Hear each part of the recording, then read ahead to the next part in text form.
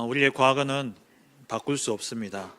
그래서 우리는 과거를 발판으로 삼아야 됩니다. 우리의 미래, 우리의 마음대로 할 수 없는 것이죠. 하나님께서 하나님의 일을 이루시되 반드시 언약 가진 자, 그리스도를 믿는 자를 통해서 하나님 강성하게 하실 것이고 반드시 정복하게 하실 것입니다. 이루어질 언약이 있다면 오늘 우리가 가져야 될 것은 그 언약을 믿는 믿음입니다. 세상을 이기는 승리는 이것이니 우리의 믿음이니라. 오직 의인은 믿음으로 말미암아 살리라. 근데 이 믿음은 바로 들음에서 나고 들음은 그리스도의 말씀으로 말미암습니다. 우리의 과거가 발판이 되어지고 보장되어진 미래가 응답으로 누려지기 위해서는 오늘 우리가 말씀 속에 있을 때에 그것이 믿음으로 오게 되어지고 그 믿음으로 승리하게 되어집니다. 정말 약속된 가나안 땅, 우리에게 허락되어진 세계 복음화 237 나라 5천 종족 살리고 후대를 서밋으로 세우는 이 언약의 성취를 두고 말씀 속에서 믿음 회복하는 우리 모든 성도님들 되시길 주의 이름으로 축원합니다. 이 시간 주신 본문을 가지고 하나님의 뜻대로 갱신하는 전도자라는 제목으로 함께 말씀의 은혜를 나누길 원합니다. 많은 사람들이 예수님을 믿고 신앙생활을 한다고는 하지만 말씀보다도 자기의 생각과 또 자기의 어떤 관념, 자기의 철학으로 살아가는 것을 보게 되어집니다. 하나님의 말씀보다 내 생각이 우선되어지고 나의 철학이 또 나의 신념이 우선시 되어집니다. 그것이 하나님의 역사를 방해하는 줄을 모릅니다. 잘한다고 하는 것이죠. 나는 잘하고 있다. 나는 누구보다 하나님을 위하고 있다. 나는 누구보다 진짜 교회를 위하고 있다라고 하는데 자기 생각과 자기의 기준, 자기의 경험과 또 자기의 방법을 가지고 만약에 열심을 내고 있다면 열심 내는 만큼 하나님의 역사를 막는 자리에 서 있는 것입니다. 오늘 목사님도 말씀하셨죠. 우리가 진짜 말씀 놓치면 그렇게 되어집니다. 하나님의 말씀 앞에 우리는 늘 내 틀을 깨고 갱신해야 됩니다. 하나님은 문제와 사건과 어려움을 통해서 우리를 훈련시키시고 우리의 틀을 깨고 우리를 갱신케 하십니다. 그릇이 크지 않으면 많은 것을 담지 못하죠. 그래서 그릇을 넓혀야 됩니다. 근데 하나님의 주실 축복이 어마어마한데 그릇이 바뀌어지지 않는다면 그 축복을 담지 못하게 되어지죠. 이때 갱신하지 못하면 그릇이 준비되어지지 못하고 결국에는 도태되게 되어 있습니다. 역사의 뒤편으로 사라지게 되는 것이죠. 오늘 본문은 이것을 우리에게 가장 잘 말씀해주고 있는 그런 본문입니다. 초대교회 전도 역사 가운데 가장 중요한 전환점 중에 하나가 바로 오늘 말씀입니다. 사도행전에는 몇 번의 중요한 전환점이 있었습니다. 예수님이 하늘나라로 가시고 이제 제자들이 본격적으로 그리스도를 대신한 사신으로 쓰임 받아야 되는데 그 쓰임 받기 위해서 사도행전 2장의 오순절 마가다락방의 성령의 충만한 역사가 그 전환점이 되어졌습니다. 그리고 예루살렘 중심이던 그리고 유대인 중심의 전도운동이 이제 이방인들 향한 선교운동으로 바뀌어지는 그 중요한 전환점이 오늘 본문에 나오고 있죠. 그리고 사도행전 13장에 또 선교사를 세워서 파송합니다. 담임 목회자를 선교사로 파송합니다. 그 말은 교회가 진짜 가치를 알았다는 것이죠. 우리 교회, 우리의 그것이 아니라 237 나라와 세계 복음화의 언약을 알았기 때문에 성령 인도 받으면서 바울과 바나바를 따로 세워서 선교사로 파송하게 되어집니다. 이것이 사도행전 역사의 사실 어떻게 보면 제일 큰 전환점이 되어지는 그런 사건입니다. 그리고 사도행전 16장에 아시아로 가려던 걸음이 막히고 드로아에서 마게도냐의 사람이 환상 중에 나타나서 우리를 도우라 하는 그 말을 듣고 아시아가 아닌 유럽 복음화가 시작되어지고요. 그리고 또 하나의 전환점이 있다면 사도행전 19장 21절이죠.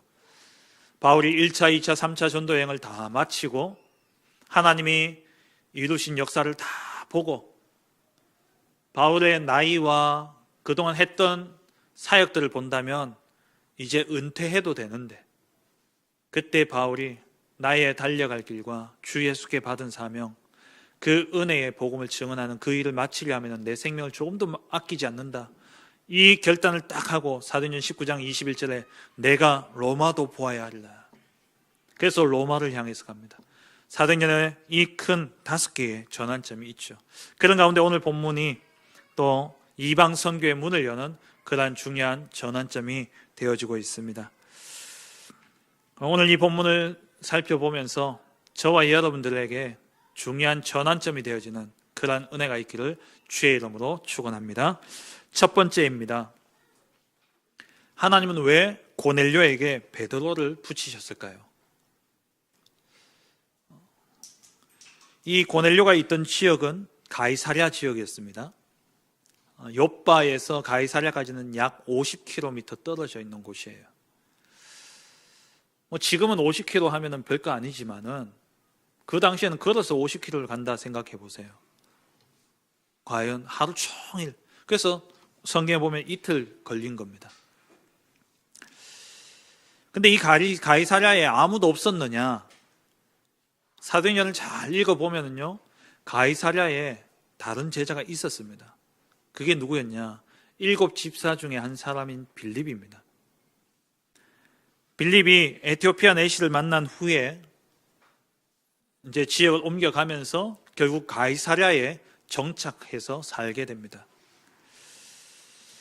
바울이 나중에 3차 전도 여행을 다 마치고 내가 예루살렘에 갔다가 로마도 보아야리라 하고 예루살렘으로 내려갔던 그 여정 속에 바울이 가이사랴에 들리게 됩니다. 그때 빌립의 집에서 며칠 유하게 됩니다.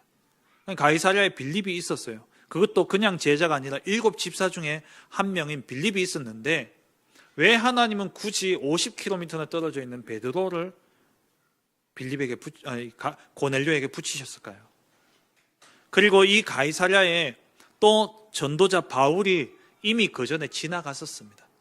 사도행전 9장 29절에 보면은 또 주 예수의 이름으로 담대히 말하고 헬라파 유대인들과 함께 말하며 변론하니 그 사람들이 죽이려고 힘쓰거늘 핍박이 일어났어요. 그래서 바울이 그 예루살렘에 있던 형제들이 바울을 가이사랴로 데리고 내려갔다가 바울의 고향인 다소로 보내게 됩니다.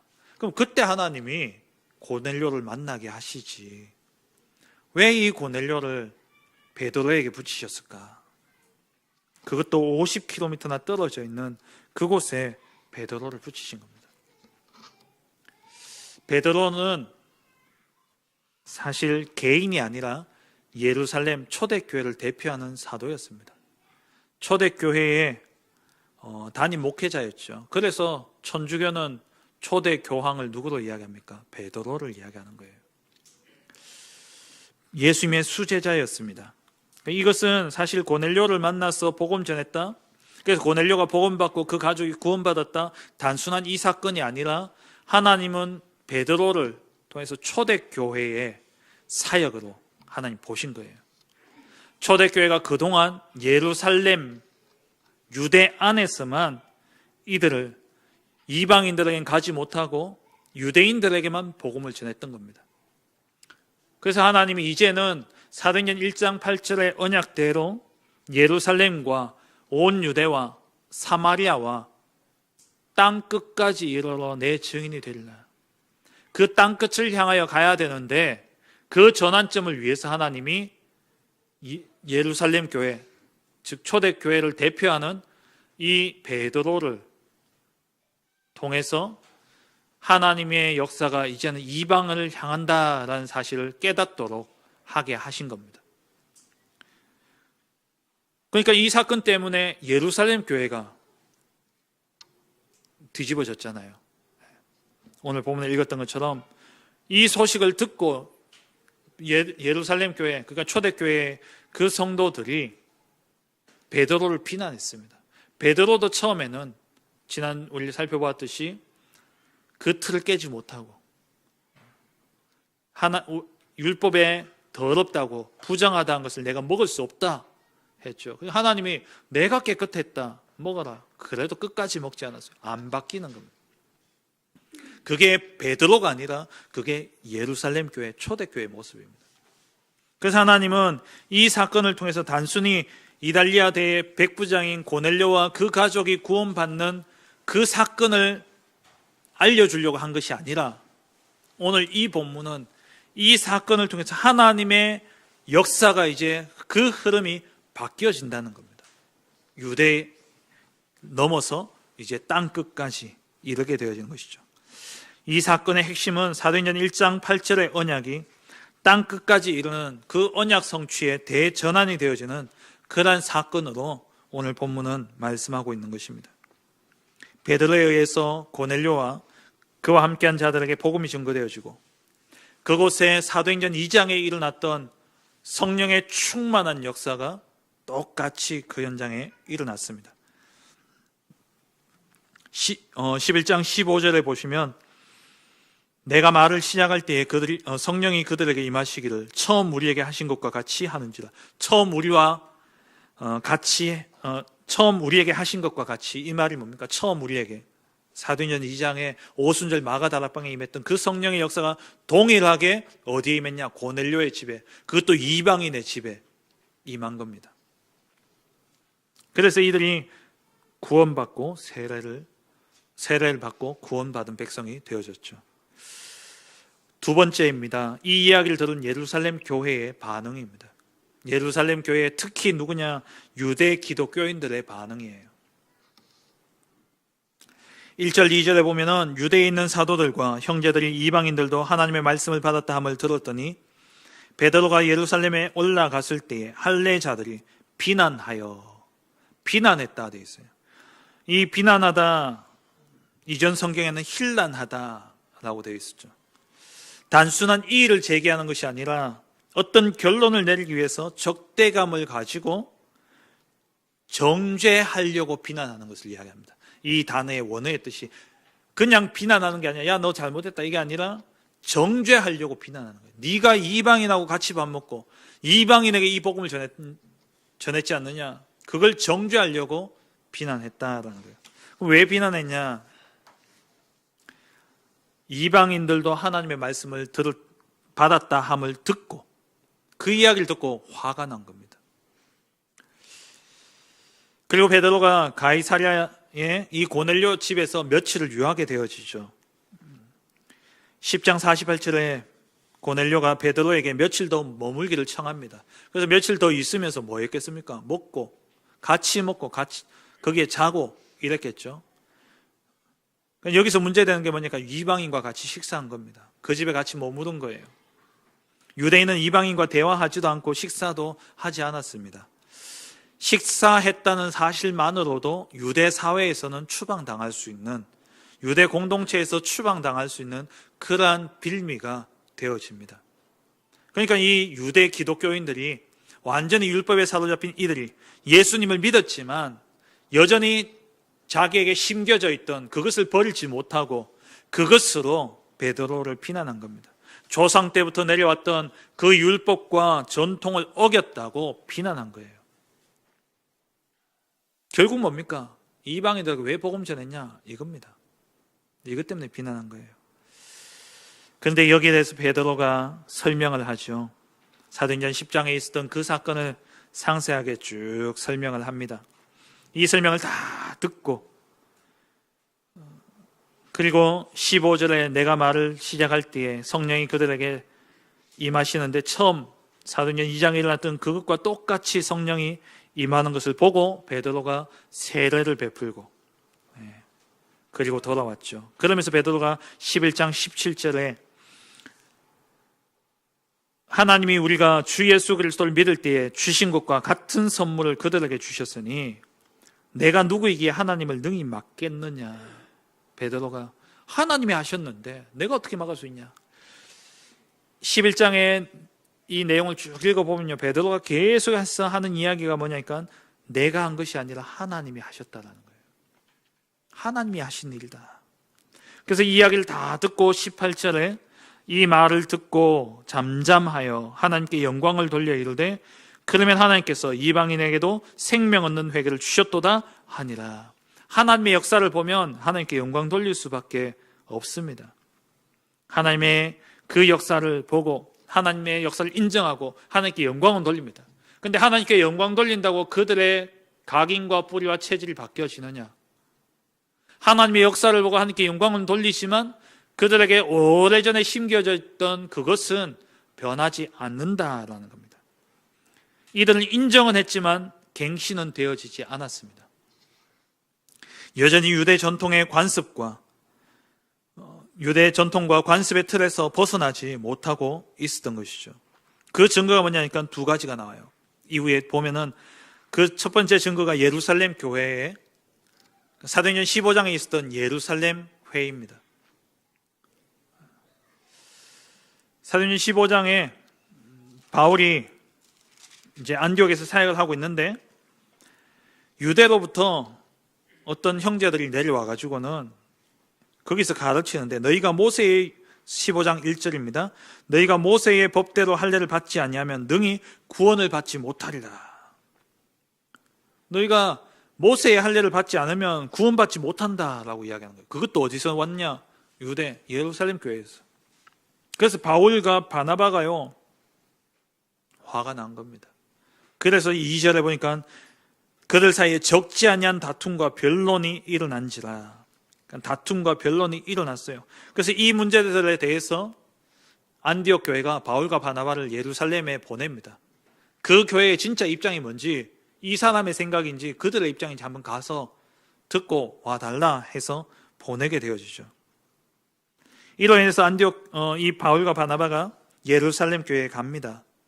근데 거기서도 적지 않은 논쟁이 일어나는 겁니다. 7절에 보시면 15장 7절에 보면 6절 7절 사도와 장로들이 이 일을 의논하러 모여 많은 변론이 있은 후에, 그러니까 이게 입장이 정리 안 되어져 있다는 거예요. 이방인들이 돌아왔을 때 할례를 받아야 구원받냐, 아니면 할례 안 받아도 되느냐, 예수만 믿으면 되느냐, 여기에 대해서 아직까지 사도행전 10장에 고넬료 사건이 있은 지 꽤 오랜 시간이 지났는데도 불구하고 이들은 여전히 뭐하고 있냐? 이미 한 10년 이상 지난 시간입니다. 근데도 아직 이 입장이 정리되어지지 않았어요. 그러니까 이방 선교에 대해서 아예 관심이 없었다라는 겁니다. 다시 말하면 예루살렘 교회 안은 이방인들이 돌아오는 그러한 경우가 거의 잘 없었던 것 같아요. 그러니까 이게 문제가 안 되어졌겠죠. 그래서 여기서 변론이 일어나게 되어지고 결국에는 거기에 대해서 이제 야고보가 나서서 어떤 결론을 내리게 되어지죠. 그런데 그 이후에 예루살렘 교회는, 초대교회는 더 이상 사도행전에 나타나지 않습니다. 갱신되지 못했기 때문에.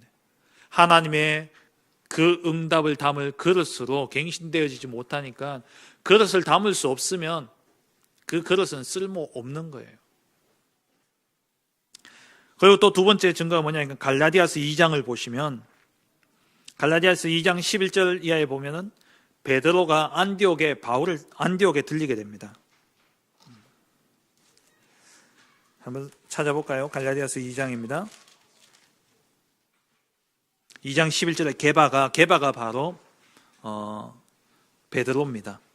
게바가 안디옥에 이르렀을 때에 책망받은 일이 있기로 내가 그를 대면하여 책망하였노라. 바울이요 베드로를 엄청 책망했어요. 그 이유가 뭐냐니까 12절에 야고보에게서 온 어떤 이들이 이르기 전에, 그러니까 야고보에게서 온 이들이라는 것은 예루살렘 교회를 의미합니다. 그들이 오기 전에 게바가 베드로가 이방인과 함께 먹다가 그들이 오매, 이방인과 함께 밥 먹다가 그들이 오니까 베드로가 슬금슬금 눈치 보면서 쓱 빠져가지고 도망가 버린 거예요. 근데 12절에 이 야고보는 누굽니까? 아까 사도행전 15장의 예루살렘 교회에서 앞장서서 그 교회의 사실 수장이었습니다. 베드로와 함께. 근데 이 베드로가 두려워하여 떠나 물러갔다 그랬어요. 근데 그건 그렇다 치더라도 그것 때문에 어떤 일이 났냐니까 13절에 남은 유대인들도 그와 같이 외식했다는 겁니다. 이게 사도행전 11장 그 사건이 있고, 그러니까 바울이 회심하고 난 다음부터 한 14년이 지난 뒤의 일이에요. 그 말은 이 사도행전 11장에 있었던 그 사건 이후로 한 10년이 지난 뒤입니다. 예루살렘 회의 그 뒤에 있었던 일이에요. 예루살렘 회의에 그렇게 결정해놓고도 식사하러 와서는 이방인들과 같이 밥 먹다가 유대인들이 오니까 눈치 보면서 쓱 빠져가 다 나가버린 겁니다. 하나도 갱신 안 됐어요. 하나님이 이방인들에게 이 복음을 듣게 하셨구나. 하나님이 이방인들에게도 구원을 베푸시는구나. 이 이방인들에게도 우리와 똑같은 그런 성령의 역사를 주시는구나. 하나님께 영광하고 박수 쳐놓고는 삶으로 돌아가서 자기 생활은 그대로 똑같았다는 겁니다.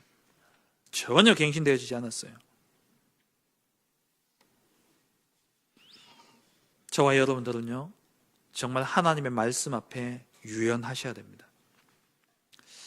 세상은요, 자꾸 바뀌는 사람 보고 줏대 없다 그러잖아요. 사람이 줏대 없다, 가치 없어 보입니다.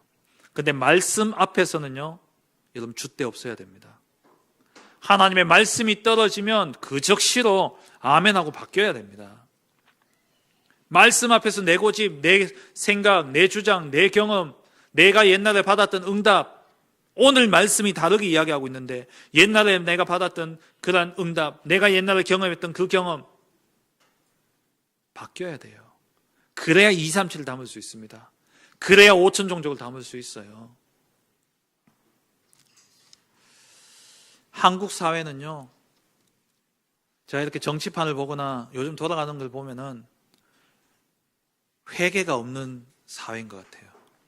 본인도 회개하지 않고 세상도 회개를 인정하지 않는 세상인 것 같아요. 과거에 그걸 잘못했으면 잘못했다 하고 그러면 그 사람들로 하여금 새로 살 수 있는 기회를 줘야 되는데 그걸 굳이 과거 다 들춰가지고 이 잘못했니 저 잘못했니 참 인생 왜 그렇게 사는지 모르겠어요. 그리스도 안에서 새로운 피조물이 됐는데 교회 안에서도 그런다니까요. 저 사람 옛날에 바뀌어야 됩니다. 여러분 그 시각 가지고 있으면 우리 교회에 누가 들어오시겠습니까? 누가 올 수 있겠어요? 기생 라합이 우리 교회 안에 들어올 수 있겠습니까? 밧세바가 우리 교회 안에 들어올 수 있겠어요? 처녀가 잉태한 마리아가 우리 교회 안에 들어올 수 있겠냐고요. 과거에 얽매여 가지고 과거에 이 사람이 이랬다더라 저랬다더라 그래가 경계하고 선 끊고 제가 그랬었어요.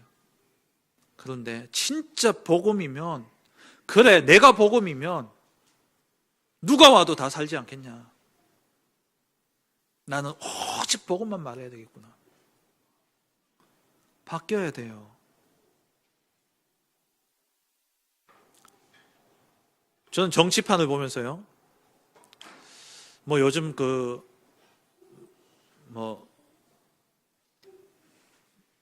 네티즌 수사대 이런 거 있잖아요.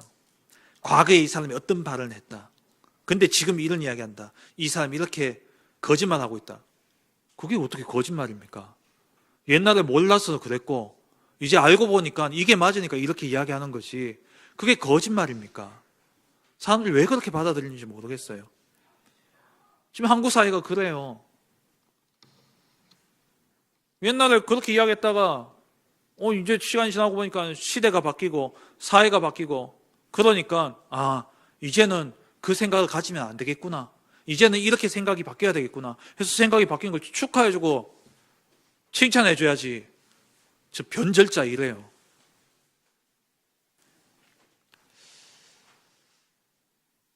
저는 이 시간 여러분들 앞에 감히 단언하겠습니다. 저는 앞으로 수십 번 수백 번 바뀔 겁니다. 저보고 줏대 없다 한다 할지라도 저는 어제 했다가도 오늘 바뀔 수도 있습니다. 오늘 말씀이 어떻게 떨어지느냐에 따라서 저는 바뀔 겁니다. 하나님의 말씀 앞에 저는 말씀 따라갈 겁니다. 우리 CCM 찬양 중에 그 찬양 있잖아요. 주님 말씀하시면 내가 나아가리다. 주님 뜻이 아니면 내가 멈춰서리다. 어제 가라 했다고 오늘 서라면 서야지요. 그걸 줏대 없다 그러면 되겠습니까? 목사님 맨날 바뀐다면서. 제가 그랬었거든요. 근데 진짜 제가 말씀 속에서 기도하면서 은혜 받고 진짜 말씀 속에 들어가 보니까 담임 목사님이 이해가 되어지더라고요. 진짜 인도 받으시는 분이구나. 정말 성령 인도 받기 위해서 몸부림치시는 분이구나. 하나님의 말씀 앞에 정말 순종하며 갱신하시는 분이시구나. 옛날에는요, 고집 있고 탁 자기 주관 가지고 목회 철학 가지고 쫙 하는 그게 맞았습니다. 하지만 이제는 다 함께 가야 되는 그 상황 속에 시대를 향한 메시지가 선포되어지고 있기 때문에 그 메시지 방향 따라서요, 내 것, 나의 것, 우리 것 다 내려놔야 돼요. 다 버려야 됩니다. 그래서 우리 담임 목사님이 우리 교육자들에게 부탁하셨어요. 우리 교회는 본부교회다. 우리 교회는 하나교회가 아니라 이제 본부교회다. 모든 것 본부 중심으로, 본부가 원하면 본부 다 맞춰줘라. 본부가 뭐 달라면 다 줘라. 왜? 세계 복음화가 그 중심으로 흘러가고 있기 때문에. 바뀌어야 됩니다. 말씀 앞에 다 바뀌어야 돼요. 뭐 이건희가 마누라 말고 다 바꿔라 했는데 진짜 우리가 말씀 앞에요, 다 바뀌어야 됩니다.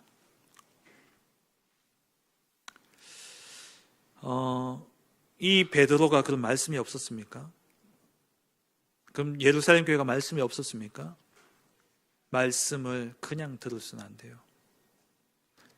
말씀을 지난주 우리 본부 메시지 가운데 나왔죠. 300% 강단 말씀을 적용하셔야 됩니다. 주일날 온전히 강단 말씀으로 집중해서 말씀을 탁 정리하시고요. 거기서 정리되어진 그 말씀 가지고 6일에 내 모든 삶에 그 말씀을 적용하는 겁니다. 그게 200%. 그리고 내가 붙잡은 그 말씀으로 이제는 다른 사람에게 전달해 주는 겁니다. 다른 사람이 겪고 있는 문제, 다른 사람이 당하고 있는 아픔, 다른 사람이 힘들어하고 있는 거기에 대해서 내가 붙잡은 이 말씀이 그 사람에게도 다 답이 될 것이기 때문에 그걸 전달해 주는 거예요. 그게 전도지요. 그게 300%예요. 그래서 강단 말씀을 300% 적용하라. 이 말은 내게 말씀이 완전히 정리되어지고 그게 6일간의 삶 속에 내가 적용되어지고 그리고 내가 만나는 모든 사람에게 이 말씀으로 답을 주는 것. 그게 300% 적용이에요. 그리고 전도자가 말씀하시기를 강단 말씀 놓치지 말아야 될 4가지 말씀 이야기하셨습니다. 강단 말씀, 그리고 핵심 훈련 메시지죠. 토요 메시지. 토요일 오전에는요, 여러분들 어디 갈 생각하지 마세요. 스케줄 잡지 마세요. 이 귀중한 흐름을 놓치면 어떻게 합니까? 말씀 딱 잡고, 그리고 기도 수첩 매일매일, 그리고 4번째, 내년부터 이제, 원래도 있었습니다만, 내년부터 이제 류 목사님이 쉬시다가, 이제 내년부터 본격적으로 구역 공과 메시지를 하신다 그랬어요. 구역 공과 메시지. 요 4개 메시지는 딱 정리되어서 한 주간 살아가야 된다 말씀하셨어요. 그럼 전도자가 그렇게 이야기하셨습니다. 하나님이 전도자를 통해서 그렇게 말씀하셨어요. 그러면 이제 그렇게 가야죠. 오늘 강단 말씀에 과거 발판 삼고 미래 보장되어 있고, 그럼 오늘 뭐 하느냐? 믿음 회복해라. 어떻게 해요? 말씀으로. 그럼 이번 주 말씀에 집중하고 올인하는 겁니다. 그래서 집중 훈련도 하시고 따로 말씀도 챙겨 들으시고, 그걸 안 하니까, 그게 안 되어지니까 자리와 일만 쫓아가다 보니까 베드로처럼 되어지고 그 기득권에 기득권에 가지고서 그 기득권 안에서 나오는 그 달콤함 때문에 하나님의 역사를 보지 못한 겁니다. 그걸 갱신하지 못한 거예요. 넘어서야 됩니다. 갱신하셔야 돼요. 세 번째입니다. 말씀 따라 갱신할 것이 있어요. 그게 뭐냐? 보좌화입니다. 이번 중직자 대회 메시지, 이번 집중훈련 때도 우리가 다시 보겠습니다만은 또 새벽기도 때 계속해서 또 제가 또 전달하겠습니다. 왜냐, 이거는 완전히 각인돼야 됩니다.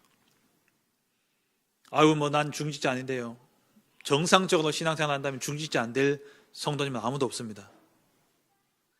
목사 될래요? 장로 될래요? 둘 중에 하나밖에 없어요. 남자가 갈 곳은요. 물론 여자분도 요즘 여자 목사님도 있고 여자 장로님도 있으니까. 목사님 되실래요? 장로님 되실래요? 정상적으로 신앙생활하면 그 두 곳밖에 없어요. 종착역은. 그럼 중직자 아닙니까? 중직자의 메시지. 이게 우리가 갱신해야 될 겁니다. 이 말씀 따라. 첫째 뭡니까? 개인 보좌화입니다. 개인을 보좌화하라. 내 안에 있는 나의 것, 우리의 것, 오랜 이 심겨져 있는 이것을 내버리고 하나님이 주신 것으로 채워야 됩니다. 하나님이 주신 것이 뭡니까? 성삼위 하나님과 다섯 가지 힘. 오늘 우리 박 집사님 기도하셨던 것처럼 하나님 우리에게 주신 것이 뭡니까? 우리 안에 창세기 1장 27절 하나님의 형상과 그리고 그 형상을 우리의 하나님의 영으로, 그러니까 영혼 속에 그 형상을 담아서 우리로 어디든지 에덴의 축복을 누리게 하셨죠. 근데 이것을 잃어버렸습니다. 그래서 하나님이 보호자를 향하라는 겁니다. 보호자를 향하게 될 때에 시공간을 초월해서 이 보호자의 축복이 나와 관계되어진 모든 현장에 임하게 되어지는데 그 속에서 나와 교회와 현장이 하나님과 소통되어지는 겁니다. 이것으로 이 하나님의 것을 우리는 심어야 됩니다. 무엇으로요? 그게 기도입니다. 영적 기도의 리듬을 찾으셔야 됩니다. 이렇게 해야 된다, 저렇게 해야 된다, 정답은 없습니다. 하지만 내용은 분명합니다. 성삼위 하나님의 역사와 다섯 가지 힘이 나에게 9가지 세팅되어진 그 속에서 누려짐으로 현장의 전도 운동이 일어나는데 그게 3시대의 응답이에요. 소수 중심으로 시작되어진 그 전도가 현장에 제자들이 일어나게 되어지고 제자들이 일어나니까 곳곳에 제자들이 일어나니까 이제 교회가 되어지는 축복이 임하는 겁니다. 그 축복을 우리가 붙잡고 누려야 돼요. 이게 개인이 보좌화되어지는 비밀입니다. 그럴 때에 사람이 모이는 플랫폼, 그 축복을 보니까 이 사람이 받는 응답을 보니까 모일 수밖에 없죠. 플랫폼. 그리고 정말 살리는 파수꾼의 망대, 그리고 보좌와 통하는 안테나, 이 세 가지 시스템의 응답을 누리게 되어지는 것입니다. 1강의 키는 뭡니까? 개인을 보좌화하라. 그 말은 내게 있는 나의 것, 우리의 것 내려놓고 하나님의 것으로 채우는 기도의 영적 리듬 속에 들어가라. 그게 키예요. 2강은 뭡니까? 지금부터 그렇게 하셔야 돼요. 그렇게 해서 진짜 목회자를 책임지셔야 됩니다. 교회를 책임지셔야 돼요. 두 번째는 뭡니까? 산업을 보좌화해라. 이 산업 네피림에 다 뺏겨버렸습니다. 다 뺏겼어요. 빌 게이츠가 기부한 금액이 수십조가 넘습니다. 아니, 기부한 금액이 수십조라니까 재산이 수십조가 아니라 기부한 게 수십조입니다. 그게 3단체가 가지고 있는 부예요. 네피림이 가지고 있는 산업입니다. 우리 교회 안에 누가 있습니까? 그런 사람이. 그래서 산업을요 보좌화해야 되는 거예요. 어떻게 하느냐? 매년, 매주, 매일 주시는 말씀들이 있지 않습니까? 매년 원단 메시지, 매주 강단, 매일 기도 수업, 그 말씀을 온전히 붙잡고 집중하라는 겁니다. 그게 산업을 보좌화하는 겁니다. 이렇게 산업이 보좌화되어지면 하나님이 응답을 주시기 시작합니다. 그러면 뭐 해야 되냐? 산업을 제자화시켜야 돼요. 확산시켜야 되잖아요. 나 혼자 해가지고는요 2, 3, 7 나라 살릴 산업의 응답 못 누립니다. 전문화됐으면 제자화가 돼야 돼요. 그리고는 대한민국 땅으로는 안 됩니다. 그래서 세계화가 되어야 됩니다. 산업을 제자화해야 돼요. 어떻게? 70제자 운동으로. 세 번째, 교회 사역을 보좌화해라. 교회 사역을 보좌화해야 됩니다. 교회는 뭡니까? 보좌의 그림자예요. 교회는 천국입니다. 천국의 모형이 교회 아닙니까? 그래서 보좌의 그림자입니다. 교회는 뭐냐? 이 보좌의 축복을 누리는 곳이고 보좌의 축복을 전달하는 곳이 교회입니다. 보좌의 그림자면서 보좌의 축복을 누리고 전달하는 곳이 바로 교회죠. 그렇다면 우리 중직자는 뭐 해야 되냐? 교회에 이 3시대의 작품을 남겨야 됩니다. 3시대는 앞서 말씀드린 것처럼 소수 집중으로 한 사람 한 사람을 말씀으로 양육해서 세우는 겁니다. 그럼 이렇게 세워진 그들이 마태복음 28장 18절에 너희는, 이 성도들이 한 명 한 명 딱 세워지면 그 다음 뭡니까? 가서 현장으로 가는 겁니다. 가서 뭐합니까? 제자를 삼아 제자가 일어나는 거죠. 그 제자들이 일어나면 70제자가 일어나겠죠. 그 제자들이 일어나면 그들 가운데 이제 지역을 책임질 중직자를 세워집니다. 중직자만으로는 부족해요. 이제 나아가서 뭐가 돼야 됩니까? 교회가 돼야 되는 겁니다. 빌립보의 루디아, 고린도의 브릭스길 아굴라, 그리고 데살로니카의 야손, 이러한 제자들이 일어났다가 이게 이제 모임이 커지니까 교회가 돼야 되니까 거기에 교육자를 파송했는데 에베소에 디모데를 보내고 골로새에는 오네시모를 보내고 이렇게 목회자들이 이제 파송되어진 겁니다. 그 응답을 누리려는 거예요. 그게 지금 계속해서 나오는 전도 대교구.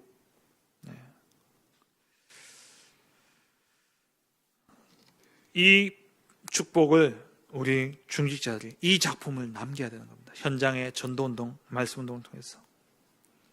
이를 위해서 우리가 집중해야 되는 거죠. 숨겨진 집중, 제한적 집중, 선택된 집중. 숨겨진 집중이라는 것은 응답과 문제 속에 하나님 숨겨진 것이 있어요. 그걸 찾아내는 게 숨겨진 집중입니다. 그러니까 내가 지금 너무 어렵고 힘들다. 그 문제 속에 숨겨진 하나님의 뜻을 찾는 게 숨겨진 집중입니다. 그럼 제한된 집중은 뭐냐? 하나님의 것이 내 것보다 커요. 맞죠? 하나님이 주시는 응답이 내가 애써서 받는 응답보다 큰 게 맞습니까? 맞다면 하나님께 다른 것, 내 것 다 내려놓고 제한적으로 하나님께 집중하라는 겁니다. 세상에 이것저것 다 하지 말고 그냥 하나님께만 집중하라는 거예요. 그게 제한된 집중입니다. 그래서 내 생각보다 더 큰 것이 응답되도록 성령 충만 누리고, 내 생각이 필요 없을 정도로 응답받는 믿음 충만, 세상 지식이 필요 없을 정도로 지혜 충만해야 되는 겁니다. 그게 제한된 집중입니다. 선택된 집중은 뭡니까? 이면 계약 붙잡고. 왜? 하나님이 내게 주신 이면 계약, 그것만 선택하시면 됩니다.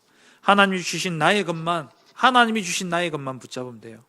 내가 가지고 있는 건 나의 것 말고 하나님이 주신 나의 것, 그게 이면 계약이고 그게 사명, 소명이죠. 거기에 집중하는 겁니다. 이번 주 주신 이 중직자 대회 메시지, 그 말씀 앞에 나를 바꾸셔야 됩니다. 갱신하세요. 안 그러면 예루살렘 교회처럼 됩니다. 안 그러면 베드로처럼 돼요. 실컷 하나님의 역사 보고 하나님께 영광 박수 쳐놓고는 돌아가서는 옛날 내 틀, 내 생각 그대로 가지고 있으니까 하나님 쓰실 수 없는 겁니다. 말씀을 맺겠습니다. 말씀 앞에서, 좀 표현이 안 맞기도 하지만 말씀 앞에서는 변덕쟁이가 되시기 바랍니다. 말씀 앞에서 변덕쟁이가 되세요. 그 말은 하나님의 말씀이면 무조건 따라가는 사람이 되라는 겁니다. 어떻게 보면 나하고 안 맞을 수도 있습니다. 힘들 수 있습니다. 한번 생각해 보세요. 광야길을 가는 중에 구름 기둥이 이스라엘 민족들을 인도하지 않습니까? 근데 이 구름 기둥이 탁 떠오를 때는 어떻게 해야 됩니까? 짐 싸야 돼요. 짐 싸서 구름 기둥이 가면 출발해야 됩니다. 근데 한 며칠 달려왔으니까 우리 생각에 그래도 한 이틀은 머물겠지. 그래가지고 이제 메추라기 잡아가지고 훈제를 하고 있는데 구름이 또 올라버렸어요.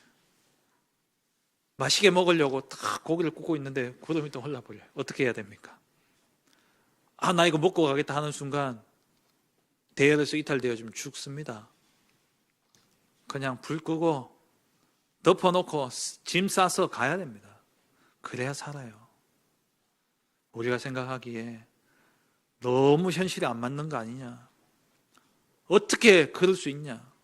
시간 24시 직장에 일만 해도 바쁜데 내가 일에 눈코 뜰 새 없는데 언제 내가 훈련받고 내가 언제 말씀 집중하냐? 근데 솔직히 한번 생각해 보세요. 여러분 좋아하는 건 하잖아요. 여러분 좋아하시는 건 하잖아요. 아무리 바빠도 하지 않습니까? 저는 보니까 하더라고요. 그 시간을 바꾸시면 돼요. 진짜 말씀 앞에 유연하게 대처하셔야 됩니다. 말씀이 가라면 가고 서라면 서고 하나님의 말씀이 내게 명하는 대로 우리가 가게 될 때에 그때 내가 그릇을 깨는 게 아니라 하나님이 그릇을 넓혀서 하나님이 거기에 237 나라 5천 종족을 담아 주실 것입니다. 그 응답 누리는 우리 모든 성도님들 되시길 주의 이름으로 축원합니다. 하나님 감사합니다. 말씀 따라가는 우리 모든 성도님들 되게 하여 주옵소서. 내 생각, 내 기준, 내 방법 다 내려놓고 내게 심겨져 있는 나의 것, 우리의 것 다 내버리고 오직 말씀으로 충만케 하시고 말씀에 집중하고 말씀이 명하는 대로 따라가 237 나라 5천 종족을 담고 후대를 담으며 시대의 병든 자들을 모두 다 담고 그들을 살리는 그러한 그릇으로 준비되어지는 우리 모든 성도님들 되게 하옵소서. 예수 그리스도의 이름으로 기도합니다. 아멘. 321장 찬양